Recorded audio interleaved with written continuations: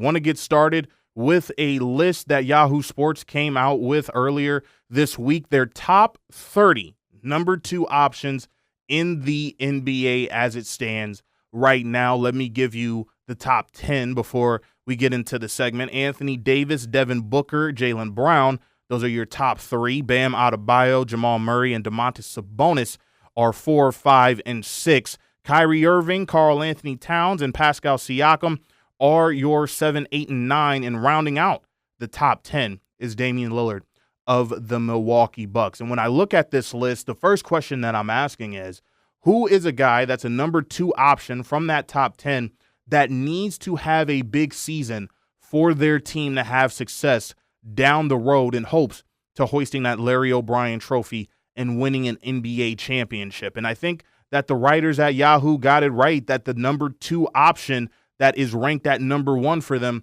is Anthony Davis. This is a guy that you can argue in 2020 was the best player on the Los Angeles Lakers and probably was a top 5, top 7 talent in the NBA at large before we got into the bubble. But even then, when you get to the bubble in Orlando, he was still looked at as probably the best player in the bubble, maybe even arguably in the league. He was an absolute dominant force for LA. And I understand that it has been a whirlwind for Anthony Davis for quite some time now with the Los Angeles Lakers.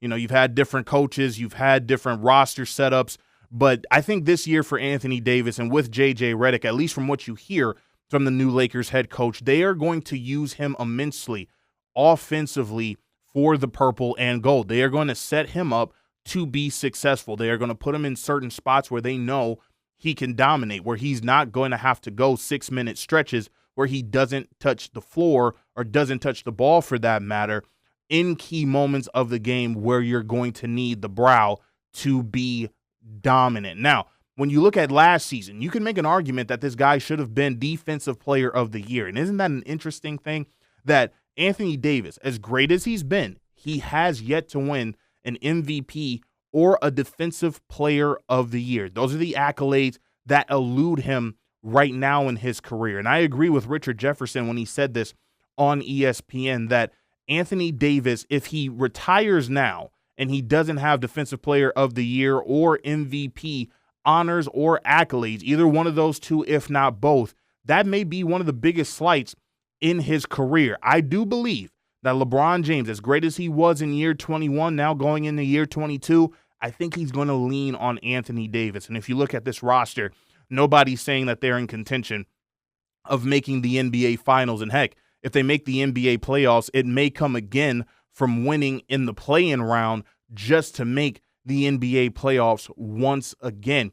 But Anthony Davis, I think this is going to rest on his shoulders when it comes to the success of the Los Angeles Lakers. This is going to be a year in which I expect him to be very dominant. He played over 60 games this past season for the LA Lakers. I expect more of the same coming into this season. He's going to play the 5, although he has expressed that he does want to play with another big, similar to what he did when guys like JaVale McGee and Dwight Howard were on the roster, where he was able and had the ability to slide down to the 4. And I do believe that's where he can be really successful, when you can give him that option of playing the power forward or the center position.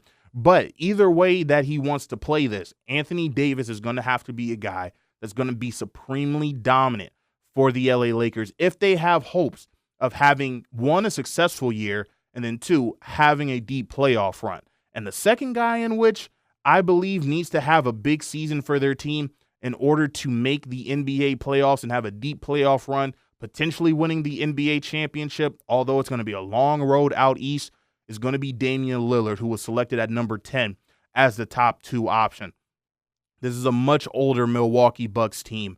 They now have made a coaching change in the middle of the year. You brought in Doc Rivers. You guys looked great the second half of the season. I thought that this was going to be a team that wasn't necessarily going to be a sleeper team, but it just felt to me that they were showing their dominance once again in the Eastern Conference and probably looked like the strongest team, not named the Boston Celtics, that we could have seen when it came to the Eastern Conference Finals round last season in the NBA. Damian Lillard, I understand, had a few distractions. It didn't seem to me that Milwaukee was his first choice in where he wanted to go, although Giannis is a guy that he said he would have loved to play with in his career before ultimately getting traded to the Milwaukee Bucks. But it seemed to me that Milwaukee really isn't his style. It also feels to me that what was going on in his personal life was kind of bleeding into his play when it came on to the basketball court. This season, he is going to have to show that he can be the best number 2 option on a championship team. I think the number 1 option days are done. That happened when he left Portland. Portland has now decided that they are going to go in a rebuilding situation. That's why you ultimately let Damian Lillard go and you traded for him to go to the Milwaukee Bucks, who have a chance to win the championship. This almost feels like a Kobe and Shaq kind of duo in this respect. Like Darius Miles has said, it seemed like Shaq would punch you and punch you and punch you and punch you for the first 3 quarters. And if the game was close in the 4th, you knew that Kobe Bryant was going to end it.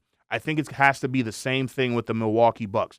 Let Giannis punch everybody in the mouth the first 3 quarters. And if the game is close, it's going to have to be Dame time at the end of the day. I do believe that he has the capacity to do it. I also understand that he was a guy that didn't want to have to do this, at least this way, when it came to winning a championship. He wanted to be like a Kobe Bryant, like a Dirk Nowitzki, stay in one location through all the hard times, through all the good times, and ultimately win an NBA championship. Well, that's now in the rearview mirror, but you have a great opportunity to come out of the East and represent that conference in the NBA Finals. It's going to be a long road because you do have teams like Boston. You have teams like Philly. You have teams such as the New York Knicks. And you also have young teams that are going to want to make some noise in the Eastern Conference as well, such as the New York Knicks and the Indiana Pacers, as well as the Orlando Magic. This has to be the time in which you take advantage of what's in front of you if you are the Milwaukee Bucks. Not necessarily saying that this is going to be a team that is going to run roughshod over every single team that in which they have seen, because granted, this is a much older team now. They do have a lot of question marks on them as well. And you look at a guy like Chris Middleton, you're hoping that this guy can stay healthy throughout the regular season, but he's going to fall to the number 3 option, in my opinion, when it comes to the Milwaukee Bucks. Giannis is your franchise piece, but you did give up a lot to get Damian Lillard because you felt that he gave you a better opportunity to stay in the championship conversation, if not win an NBA championship. Damian Lillard being the number 10, number 2 option in the NBA, as told by Yahoo Sports, is going to have to show everyone in the league that it is Dame time all season long. But those are my thoughts on the number 2 options. We would love to hear yours in the comment section below. But when we come back, we'll be talking about another guy who was ranked in the top 10 when it comes to number 2 options in the NBA, and that's Karl Anthony Towns. How does he have to play for the Minnesota Timberwolves to get to the NBA Finals? They were one step away from it this past season. How do they get past that and represent the West in the championship round? We talk all that and more with Chris Hine of the Minnesota Star Tribune right here on Open Gym on 1010XL and 92.5 FM.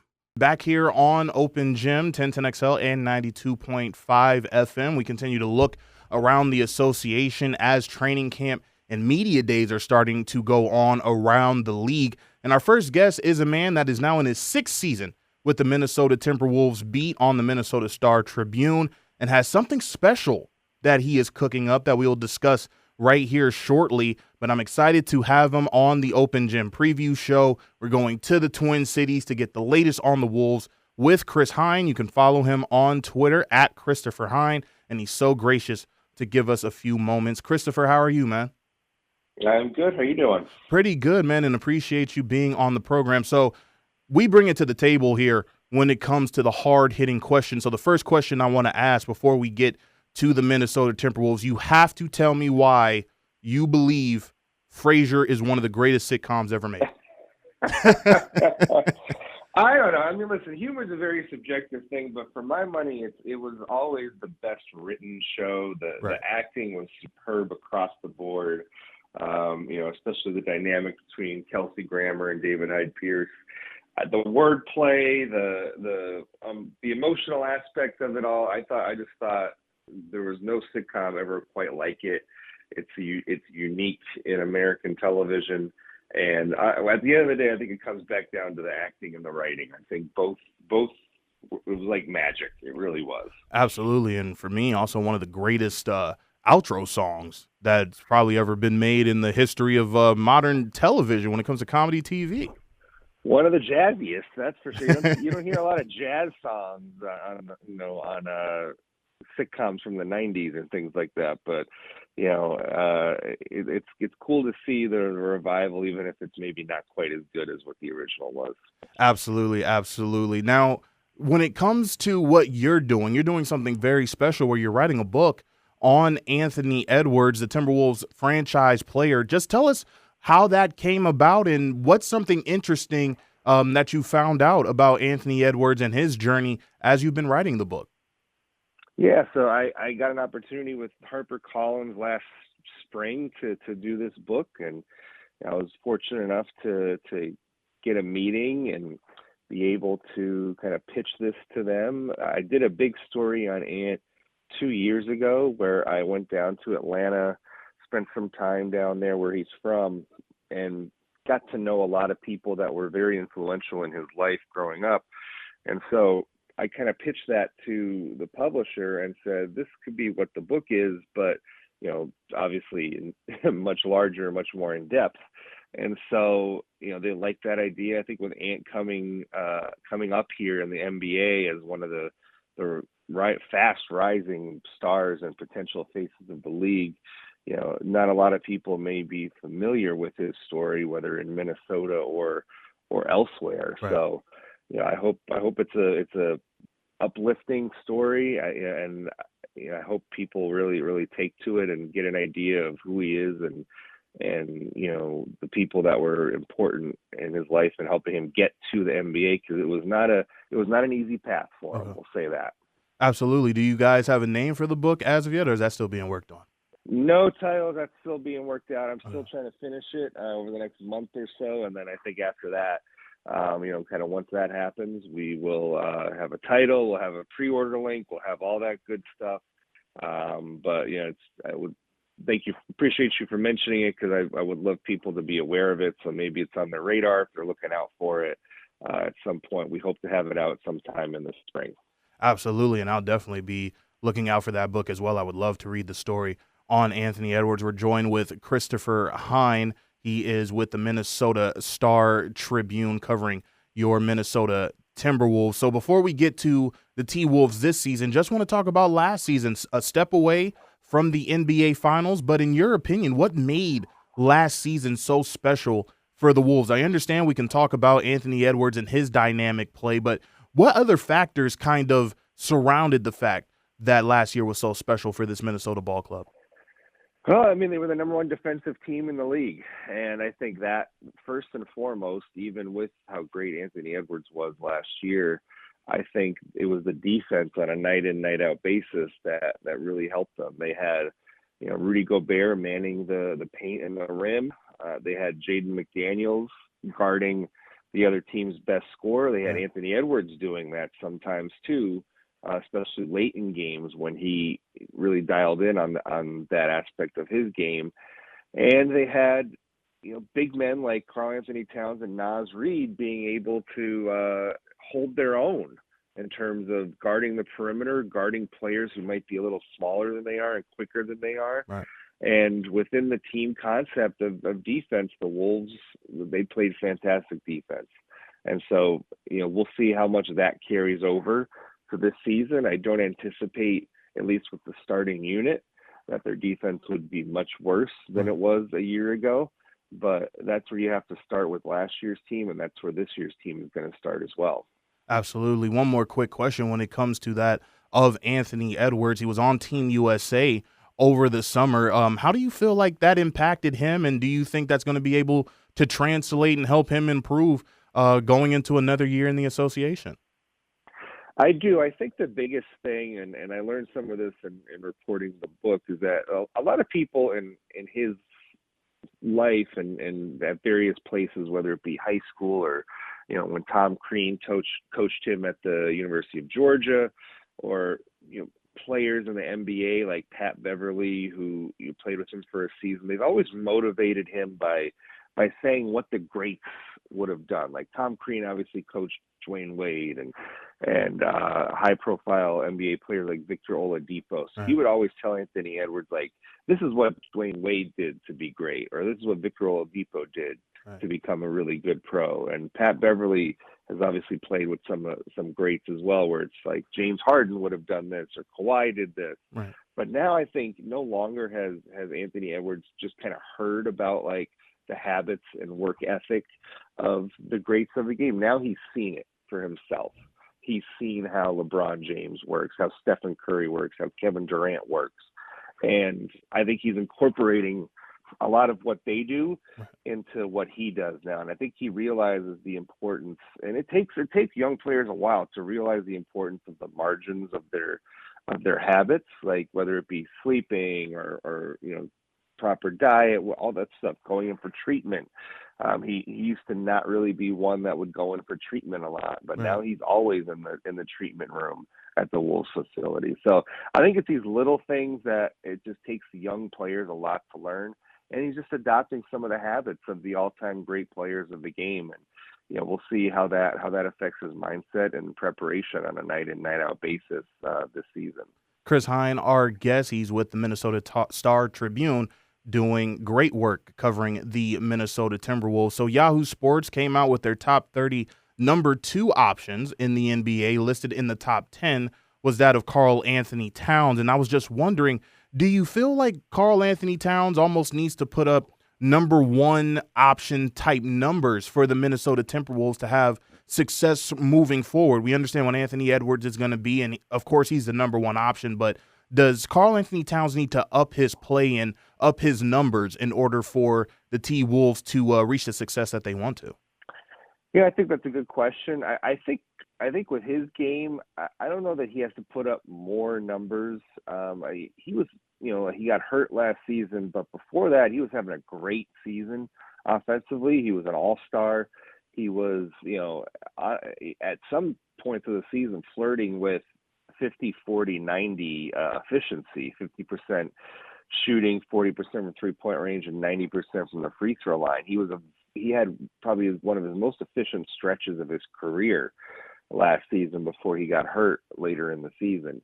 So I think if they can get him back to that version of himself, I think that's what they need. They don't need Cat to put up number 1 type numbers. I think what they're going to need is, a guy like Jaden McDaniels maybe taking a bit of a step forward and becoming right now, Mike Conley would be their 3rd option scoring-wise. I think if Jaden McDaniels can supplant Mike Conley as the 3rd scoring option for them, I think then they're in better shape this season offensively than they were a year ago. So for me, I'm looking for the internal improvement of him. I think if you're Karl Anthony Towns, you say, hey, Cat, what you did for the first 50 games before you got hurt last year was exactly what this team needs. And if he can get back to that, I think they'd be just fine. Absolutely. And when you talk about another big man that's on this Minnesota Timberwolves roster, he was a fan favorite, probably an NBA fan favorite as well. I've definitely become a huge fan of him, is that of Naz Reid. And just kind of reading through a little bit of things throughout the Twitter sphere and Minnesota, Timberwolves Twitter, it seems like there may be some inklings that, we could see a lineup of Naz Reid, Karl Anthony Towns, and Rudy Gobert on the floor. I kind of look at Naz Reid as more of a 4, maybe a small ball 5. But do you think that could work? A front court of Naz Reid, Karl Anthony Towns, and Rudy Gobert? I mean, Chris Finch went to it at times last season. It not in heavy doses, but from time to time, depending on the game and the matchup, he did pull that lineup out at times. So we have seen it before.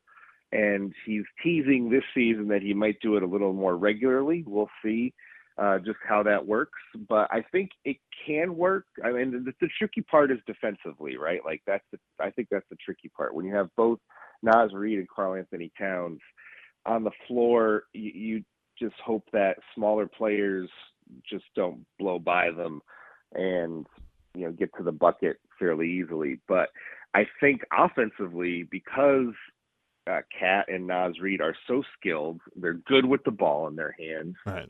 I think it can work from an offensive standpoint for sure.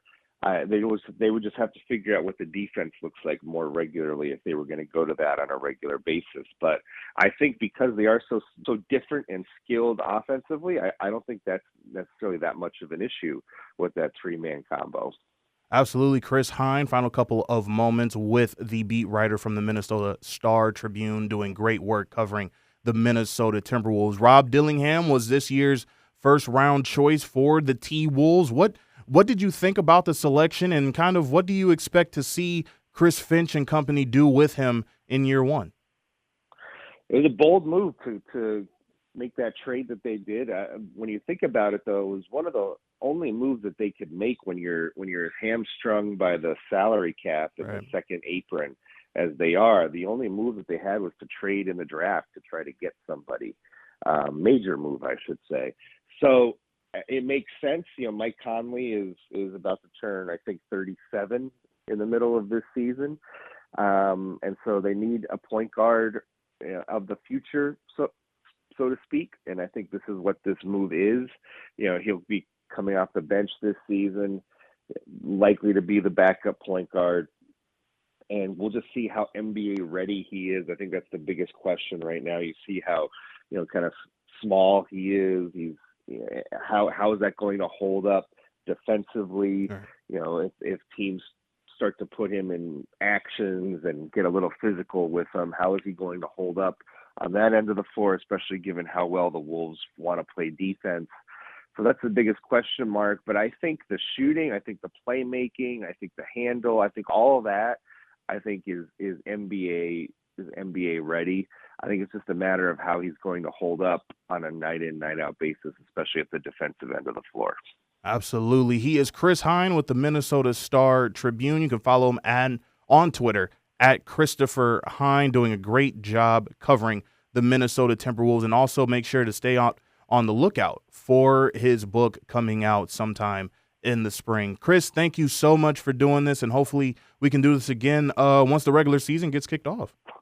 No problem. Thank you, RJ. Appreciate you having me on. Absolutely. Back again on 1010XL 92.5 FM. It is the Open Gym. Glad you guys are here with us. We continue our look around the association, and this young man right here is one of the biggest reasons why I'm in this space. There are a lot of people in which I look up to, and this guy may be in the front of the line when I look at individuals who I aspire to be like in this basketball space. He is Keith Pompey. Does a great job covering the Philadelphia 76ers for the Philadelphia Inquirer. You can follow him on Twitter at Pompey on Sixers, and he is so gracious to give us a couple moments of his time here on the program. Keith, this is a dream come true for me. How are you?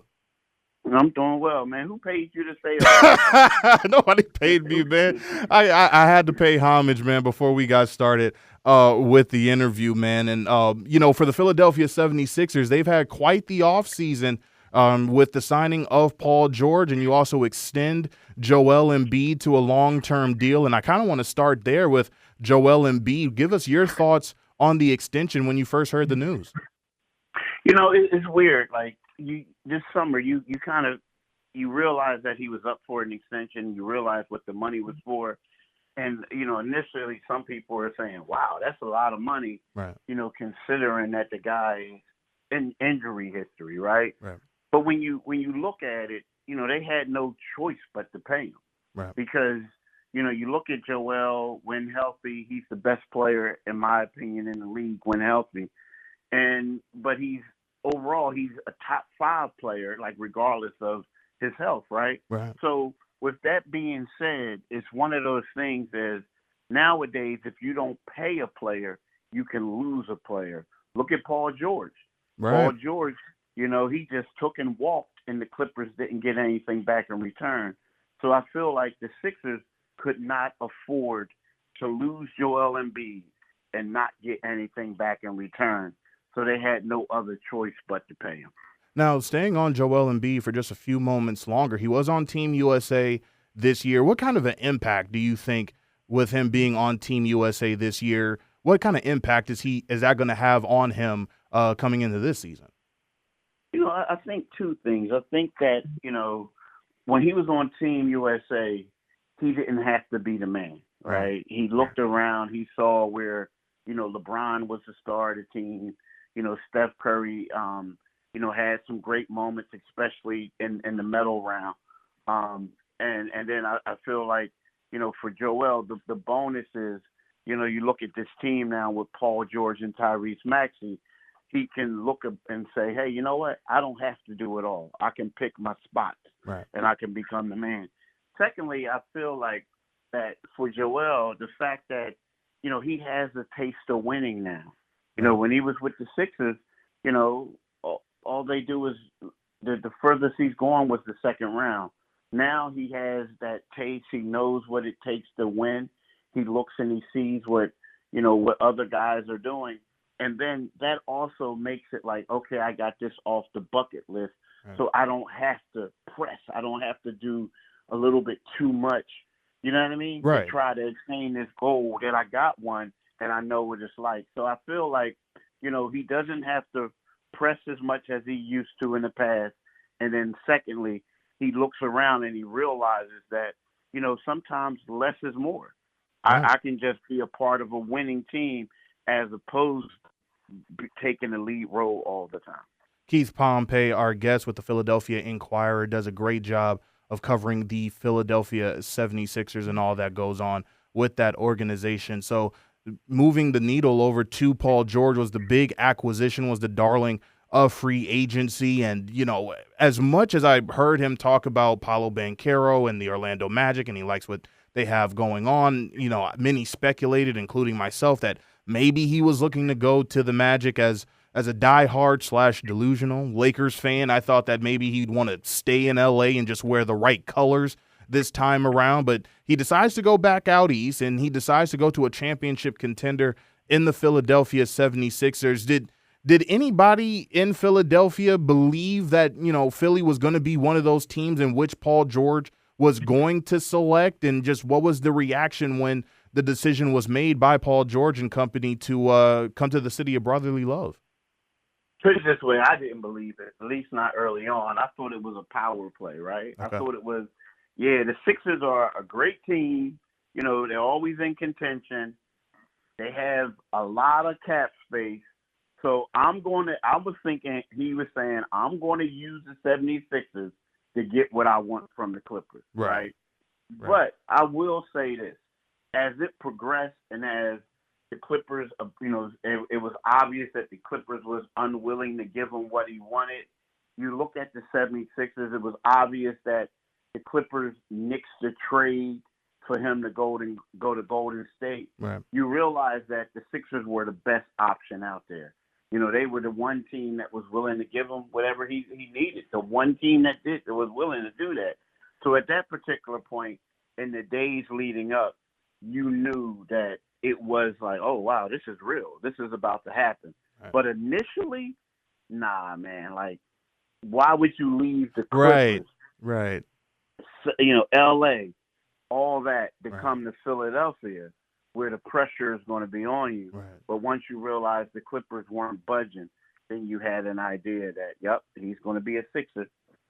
Absolutely. And when you talk about his on-ball play, and I mean, it's second to none, especially in this era of the NBA. But what I kind of like with the acquisition for the Philadelphia 76ers, he's also a great off-ball guy where you can play him off the ball and he can be lethal there too. How important is that going to be when you look at the complementary pieces that he'll have around him, specifically with Joel Embiid and Tyrese Maxey? How important is his off-ball style and his off-ball ability going to be to those two players?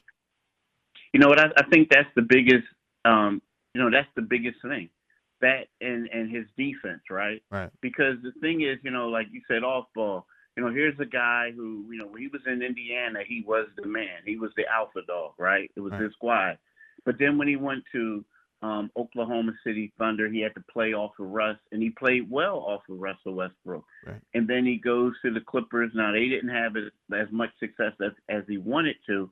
But at the same time, when they were healthy, you have to say that, him and the Kawhi Leonard tandem was a bonus, was a plus. Right. So I feel like the fact that he can move off the ball or he could play off the ball in a secondary role and make a huge impact on the game by playing defense, by setting teammates up.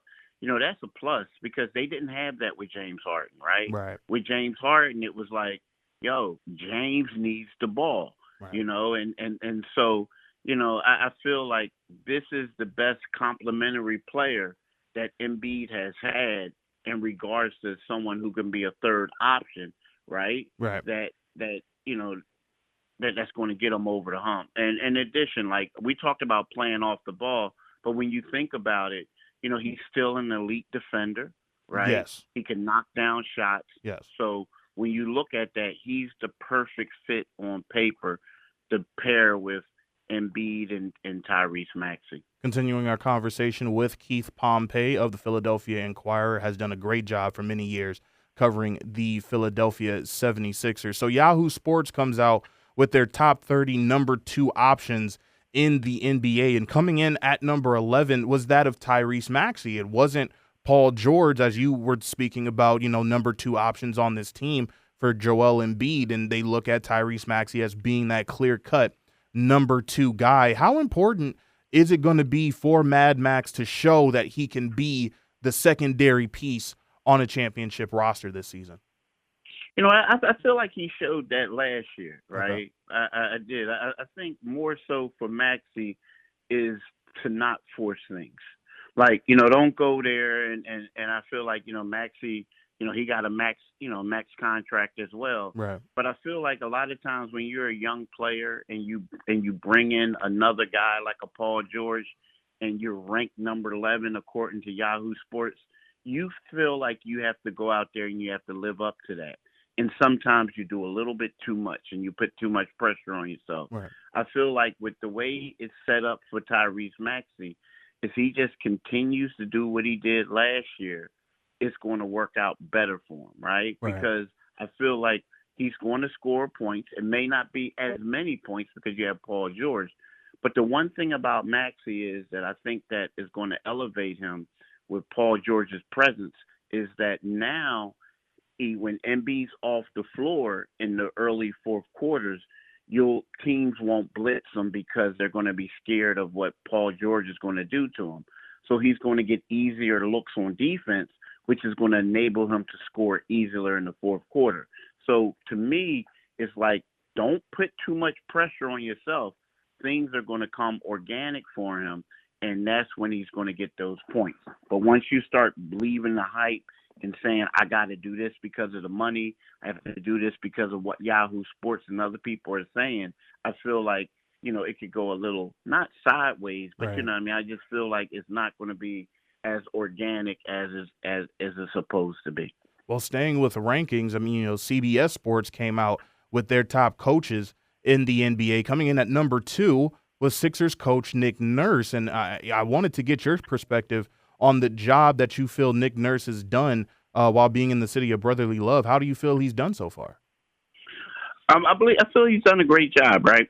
Yeah. You think about this. So, last year with the whole James Harden situation, people forget how he kept that locker room together. Right. People forget even right after the trade, I believe the Sixers were like 9-1 at one point, right? They had the best record in the NBA. And then they played the Boston Celtics extremely close. And then all of a sudden they were getting bit by injuries and things like that. And then all of a sudden they had to reinvent the wheel. And then all of a sudden they're rolling again. Right. And then next thing you know, the Joel Embiid situation comes. And then all of a sudden they have to reinvent the wheel. So they slid down to like number 6 in the standings. But at the same time with that, number 6, number 7 in the standings. But at the same time with that, you have to say that there was no coach who had to deal with so many different lineups this season that Nick Nurse had to deal with. Right. So many different players. So with that being said, I can see why he's ranked number 2 because he is a great coach and he had to overcome a lot of things. And, I know they went out in the first round, which was a disappointment. Right. But at the same time, when you look at what he's done and able to do over and over to keep getting his team out of hard situations, you have to commend him for the job that he did. Without question. Keith Pompey, final couple of moments with him of the Philadelphia Inquirer, doing a great job covering the Philadelphia 76ers. So Paul George was the big name acquisition for the 76ers in terms of free agency, but they also did make a couple of other free agent acquisitions this summer. Which one was one that you felt was a great one for the Philadelphia 76ers and their quest this season to be NBA champions? I think getting Andre Drummond back outside of Paul George was probably the biggest thing that they did. And I like what they did with Caleb Martin. That was big. I like getting Kelly Oubre back and everything like that. The plethora of point guards that they had, they got a bunch of point guards. Right. But I think that when you think of the 76ers and you think of, Joel Embiid's injury history, and even when he's healthy, you think of how they struggle when he's not on the floor. To be able to go back and bring Drummond back, a guy who is a backup center, but he's a starting caliber center. He's a guy who's among the league leaders in rebounds and everything like that. I feel like that was the biggest thing that the 76ers had because, everybody who watches the NBA knows when Joel Embiid has been off the floor since Drummond left, the Sixers have struggled mightily. So to me, that was outside of Paul George. That was the biggest free agent acquisition that they had.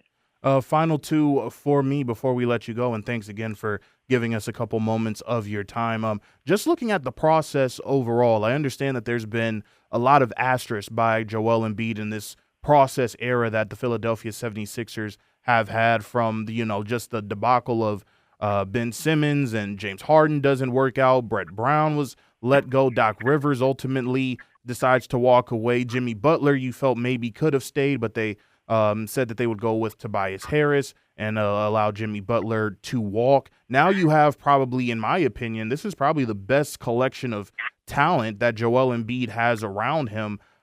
If this doesn't work out, do you say that the process was a failure? You know what? Yeah, I think the process is over. To be honest with you, like I feel like, the process was, I think the process failed, and I feel like, to me, the process ended, and then that's why they had to go out there and get like Doc Rivers and then Daryl Morey. You know what I'm saying? Yeah. Like I feel like the process. Yeah, because when the process to me era was when they tanked and they got all these draft picks and they did all this other stuff, and you look around and the only one left is Joel Embiid. Right. He's the only one. Yeah. So it's one of those things where you can keep saying, okay, we continued it, we did this, we flipped the process, and now we got Paul George. And like how much longer do you want to extend it, right? Right. So to me, I feel like the process, yes, was a failure. Final one for me. I heard this report. I don't believe a bit of it, but talking with a guy who's covering the Philadelphia 76ers beat, this whole report that there could be some sort of interest level to move the Sixers potentially to New Jersey. That has much to do about nothing, right? It's the Sixers. They're going to stay in Philly. That's where they need to be. You kind of look at that and kind of say, nah, that's a big nothing burger right there. I do believe that they're going to stay in Philly. Like I do. The mayor gave the approval for them to build what they want. She gave the blessing. It's still up to the city council and all them to vote it in. But, here's the thing. I do think that, I do think that, people in New Jersey really want the Sixers, right? Right. And the thing about it, the problem is, like, a lot of people say, okay, that's a nothing burger. And I don't believe they're going to Jersey. I would be shocked if they go to Jersey. Yeah. But the only thing about it, people saying a nothing burger, it's still part of the coverage area, that part of New Jersey. Right. It's kind of like, the southern part of New Jersey and parts of Delaware is still considered the Philadelphia area, right? Okay. So they don't they could move there if they wanted to. Okay. And that's the thing. And the thing is the fact that they are basically is a $1.5 million arena, but they would get tax credits up to $800 million. They could borrow $500 million. Right. It's kind of like when that type of money is talked about, you have to say, well, it could seriously happen. Do I think it will happen? No, right. Because the city would look crazy for letting the Sixers move across the bridge and how much money they would lose. Right. So they're definitely going to get what they want. But at the same time, it's I wouldn't don't sleep on it. Don't sleep and make it seem like it was a joke. Okay. It was real. But I don't think it's going to happen. When I think of the city of Philadelphia, of course, I'm always going to think about the 76ers. And when I think about 76ers coverage, it is Keith Pompey. The Philadelphia Inquirer done a great job through his many years covering the Philadelphia 76ers. Make sure to give this brother a follow on Twitter, Pompey on Sixers. Keith, thank you so much once again. It's a dream come true for me. Hopefully we can do this again sometime down the road because I got a lot of questions for you in terms of Philadelphia 76ers history and things that you've been a part of and able to see. But just thank you for these couple of moments to talk about the Sixers in this coming season. All right, man. Thanks for having me. I really appreciate being on your show. Big thank you again to both Chris Hine and Keith Pompey for their incredible insight on the Minnesota Timberwolves and the Philadelphia 76ers. These are two teams with championship aspirations this season, and it is going to be interesting to see what both of these teams are able to do once we tip things off here in a couple of weeks. Before we get out of here, would definitely love to get your thoughts on this topic. The team with the biggest question mark coming in to this season. Zach Lowe, when he was on ESPN in the NBA Today program, said that he believes that the Milwaukee Bucks are the team with the biggest question mark in the entire NBA, a team that wasn't able to find their footing last year, and he also believes that this is going to have to be a team that's going to have to find their footing quickly in an Eastern Conference that is getting better, and it's going to be that much harder for the Milwaukee Bucks to maneuver out of that East once you get to the tournament round and trying to get to the NBA Finals. And I agree with him on that sentiment, but I also believe that the biggest question mark for me is the Los Angeles Clippers. We talked about it with Keith Pompey. You really didn't feel that Paul George was going to leave the Los Angeles Clippers for absolutely nothing. And then also when you saw the LA Clippers decide to decline a trade offer made by the Golden State Warriors to get the services of a Paul George, you had to start believing that it seemed the writing was on the wall that Paul George would no longer be a part of the Los Angeles Clippers and what they are trying to do. You also see that with Russell Westbrook. It seemed to me that Russ had found a nice little position and a nice little role with the LA Clippers, coming off of the bench and being that spark plug on the second string. He's no longer there. You did keep James Harden, and I do believe that that is a great number 2 option to have to that of Kawhi Leonard, but it seemed like more bad news came out of the Clippers organization when you have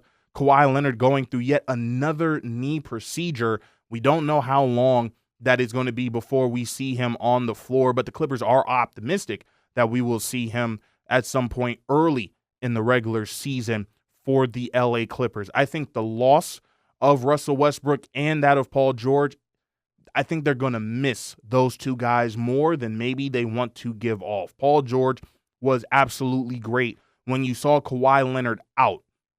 And Kawhi Leonard's had his fair share of injuries since he has left San Antonio and even going to the Toronto Raptors, ultimately coming to California to play with the Los Angeles Clippers. It has seemed that he hasn't been able to stay on the floor long enough in order for the LA Clippers to have a long, deep playoff run. It just seems to me that that's been a struggle for him. But Paul George was that guy that was able to cover a multitude of those sins. Now, all of a sudden, he's no longer there. You had Russell Westbrook. Russell Westbrook is now no longer there. He's now with the Denver Nuggets, and I don't feel like you have that spark plug. So if he is out for a sustained amount of time at any point this season, you are looking at James Harden, and James Harden can be that guy that we saw a little bit in Philadelphia when you saw Joel Embiid out and you need that guy to take over the offense. Is that going to be something the Clippers are going to be able to do for a long amount of time while they play the waiting game with a guy such as Kawhi Leonard, an individual that you paid a long-term contract extension to be your franchise centerpiece and the guy that you believe is going to help you make the NBA Finals? Terrence Mann, I love him as a player. We don't know yet if he can be that secondary guy or that third guy for the Los Angeles Clippers. He's now going to be asked to be placed in a situation that he hasn't been asked to be in as of yet for this organization. Can he fill that role? How quickly can he fill that role of being the third option and at times the number 2 option? Now you have a great coach in Tyronn Lue, who I feel is going to be a guy that's going to be able to get this team in the right formations in order for them to have a successful year. But I don't see this team being a top 4, top 5 seed within the Western Conference. I don't really see this team winning 50 games this season if Kawhi Leonard continues to have his injury troubles. Now, I'm not saying that this team isn't going to make the playoffs, but it does seem to me, as we heard last week when we talked to the Clippers insider about this team, it seems to me that this team is going to make the playoffs via the play-in, and that's going to be a far cry from grace from what we saw just this past season from the LA Clippers. They were a 50-win team going into that first round where you thought that maybe this is a sleeper team coming out of the Western Conference. I believe there were a few people that thought, don't sleep on the LA Clippers just yet. It seems like you have Kawhi Leonard coming back, you have Paul George, you have James Harden, you have Russell Westbrook. 4 surefire Hall of Famers on one team. They're going to be able to figure this out as well with a great coach, a championship-winning head coach in Tyronn Lue. And they weren't able to seal the deal there. I understand there were a lot of reasons as to why that happened. However, when it comes to this year, and you don't have Russ, you don't have Paul George, and you have a Kawhi Leonard who he was supposed to be on Team USA, if you remember correctly, and then he decided to leave because the Los Angeles Clippers and Kawhi Leonard wanted him to focus on his rehab to make sure that he was ready for the regular season. And now it's coming out that he had a procedure that they're optimistic about when it comes to him coming back for this regular season. Could it be more of the same nightmares for the Los Angeles Clippers going into this year? Something that we're definitely going to have to wait and see. But they are my biggest question mark coming in to this regular season. Again, my thoughts. I would love to hear yours. That's going to do it for us here on Open Gym. RJ Saunders here with you, John O'Leary, making it all happen behind the scenes. And we thank you again for commenting, liking, and subscribing to the show and watching everything that goes on inside of Open Gym. We'll be back with you again to talk and look more across the association as we are just a few weeks away from regular season tip-off in the NBA.